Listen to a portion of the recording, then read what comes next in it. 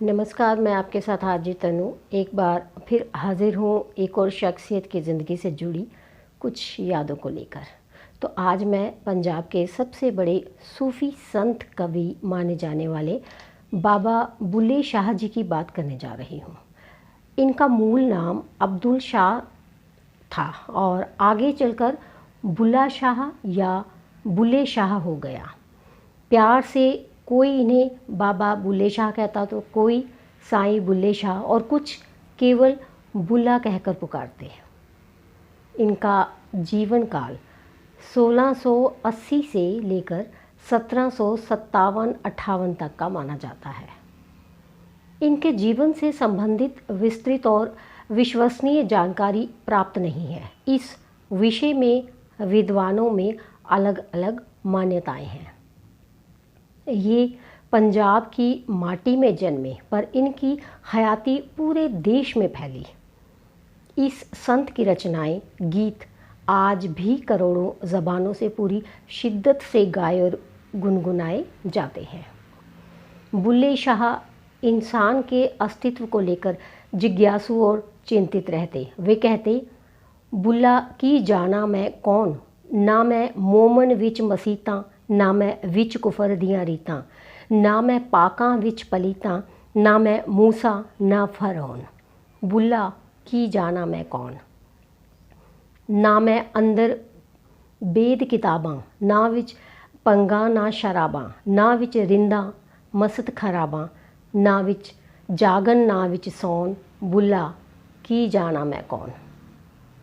कहते हैं कि मैं कौन हूँ किसे पता, ना तो मैं कट्टर मुसलमान हूँ और ना ही नास्तिक, ना मैं पवित्र हूँ और ना ही मलिन, ना तो मैं कोई पैगंबर हूँ और ना ही कोई अहंकारी बादशाह।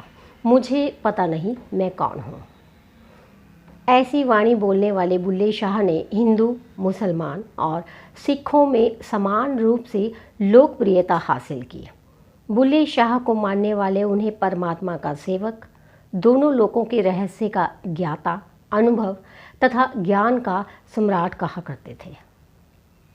पंजाब का ये सूफी फ़कीर अध्यात्म के शिखर पर पहुंचा और हजारों लाखों लोगों को अपने ज्ञान तथा अनुभव का साझीदार बनाया। उनके दोहे आज भी लाखों लोगों की ज़ुबान पर हैं।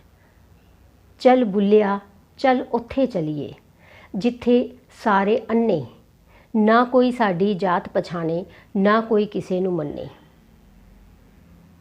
उन्होंने समाज के हर कोने में ज्ञान और भाईचारे की, प्रेम की ज्योति जलाने का काम किया।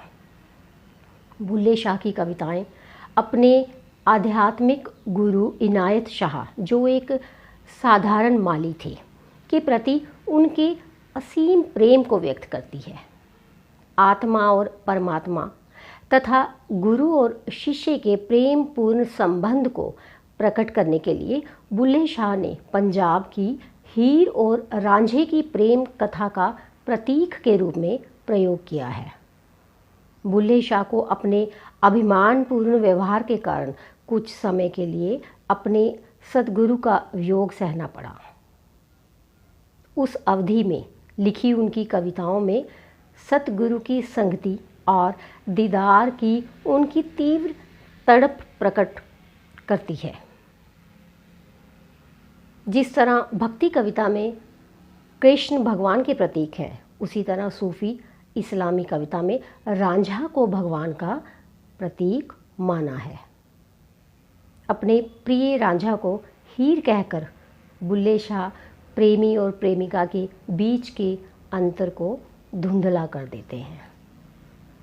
जब वह खुद को एक महिला के रूप में पेश करते हैं, अपने प्रेमी के सामने प्रकट होते हैं।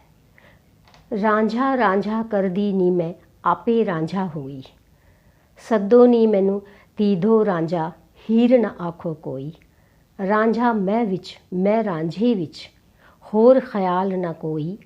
मैं नहीं ओ आप है आपनी, आप करे दिल जोई। रांझा रांझा कर दी नी मैं आपे रांझा हुई। उनके गुरु भी अपने अल्लाह के प्रति पूर्णता समर्पित थे। बुल्ले शाह ने जब गुरु से पूछा कि रब को कैसे प्राप्त किया जाए तो गुरु मुर्शीद का उत्तर था, बुल्लिया रब दा की पौना, इधरों पुटना तो उधरों लाना। गुरु जब चल बसे तो भी बुल्ले शाह ने उनके प्रति समर्पण भाव को नहीं त्यागा। यद्यपि आध्यात्मिक दिशा विपरीत थी, मगर बुल्ले शाह और कबीर दोनों ने ही अपने समय में प्रचलित कर्म कांडों, रूढ़ियों और संकीर्ण धर्मांधता का कड़ा विरोध किया था। दोनों ही आत्मविश्लेषण और अपने भीतर झांकते रहने के पक्षधर थे। कबीर जहाँ 2.5 आखर प्रेम का पढ़ने की बात कहते हैं, वहाँ बुल्ले शाह का कहना है एक अलिफ पढ़ो छुटकारा है। कबीर जहाँ हरी मेरे पियू मैं तो राम की बहुरिया के गायन में मस्त हो जाते हैं, और बुल्ले शाह इश्क हकीकी की सीमाएं भी पार कर जाते हैं। दोस्तों, सैकड़ों वर्ष बीतने के बाद भी बाबा बुल्ले शाह की रचनाएं अमर बनी हुई हैं। आधुनिक समय के कई कलाकारों ने कई आधुनिक रूपों में भी उनकी रचनाओं को प्रस्तुत किया है। जैसे उनकी एक कविता बुल्ला की जाना को रबी शेरगिल ने एक रॉक गाने के तौर पर गाया। ऐसे ही उनकी एक और कविता को फिल्म रॉक स्टार के एक गाने में कत्या करूं तेरा रू में भी प्रयोग किया गया है। फिल्म दिल से का एक गाना छैया छैया के बोल इनकी काफ़ी तेरे इश्क नचाया कर थैया थैया पर आधारित था। चाहे आबिदा परवीन हो या नुसरत फ़तेह अली खां या रबी शेरगिल, बडाली बंधु, साबरी बंधु, रेशमा, रूना लैला, आरिफ लुहार, हंसराज हंस या आरिब अजहर, सभी का अपना अपना प्रशंसक वर्ग है। तो दोस्तों, अंत में मैं बुल्ले शाह जी के बारे में इतना ही कहना चाहूँगी कि वे ईश्वरीय प्रेम के पक्षधर थे। ऐसा प्रेम जिसमें डूबकर मनुष्य मात्र की जीवन नैया पार लगती है, और वह समाज में श्रेष्ठ पुरुष के रूप में जाना जाता है।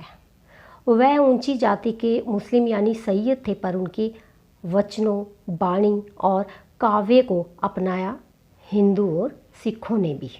वह रब के सच्चे बंदे थे और मानव मात्र को सत्य, प्रेम, शुद्ध मन, श्रेष्ठ आचरण तथा मर्यादा की प्रेरणा देते थे। तो दोस्तों, इसके साथ ही मुझे दीजिए अनुमति, फिर मिलती हूँ कुछ नया विषय लेकर। तब तक यूं ही हंसते मुस्कुराते रहिए और अपना ख्याल रखिए। धन्यवाद।